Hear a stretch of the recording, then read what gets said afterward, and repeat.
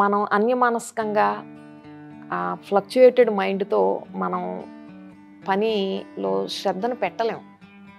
ఆ పనిలో నైపుణ్యం కూడా సిద్ధించదు. కర్మయోగం అనేది ఉండదు. చాలా టైం టేకెన్. ఎక్కువ అంటే ఒక 5 మినిట్స్ పట్టాల్సిన పని కూడా గంటలు గంటలు పడుతుంది. కారణం ఏంటి అంటే మానసిక భూమి సరిగ్గా లేదు. అలాగే నైట్ నిద్రించే ముందు కూడా తప్పకుండా ఏదో ఒక కథ శ్రవణము పఠనము చేసేది మన సంస్కృతి సాంప్రదాయం.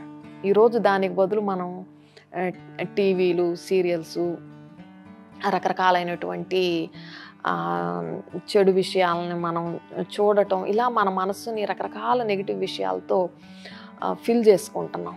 దానివల్ల ఏమవుతుంది, రాత్రంతా కూడా చాలా డిస్టర్బ్డ్ స్లీప్ ఉంటుంది. మనసు చాలా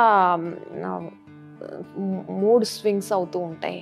ఆ ఎఫెక్ట్ మళ్ళీ మర్నాడు ఉదయం కూడా పడుతుంది. సరైన నిద్ర ఉండదు, చాలా ఫటిగ్గా ఫీల్ అవుతాము. అంటే ఇది ఒక విషయస్ సైకిల్గా తయారవుతూ ఉంటుంది. సో దాన్ని బ్రేక్ చేయాలి అంటే మనం మన మనసుకి ఇచ్చే సమాచారం మీద చాలా ఫోకస్ పెట్టాలి. అంటే క్వాలిటీ ఆఫ్ ద ఇన్ఫర్మేషన్ ఏంటి, క్వాలిటీ ఆఫ్ ద కాంటెంట్ ఏంటి, అది పాజిటివ్గా ఉండేలాగా చూసుకోవాలి. మన చుట్టూ ఉండే సాంగత్యం, ఆ కంపెనీ కూడా పాజిటివ్ ఫీల్డ్లో ఉండేలాగా చూసుకోవటం ద్వారా మన మనస్సుని మనం పీస్ఫుల్గా ఉంచుకోవచ్చు.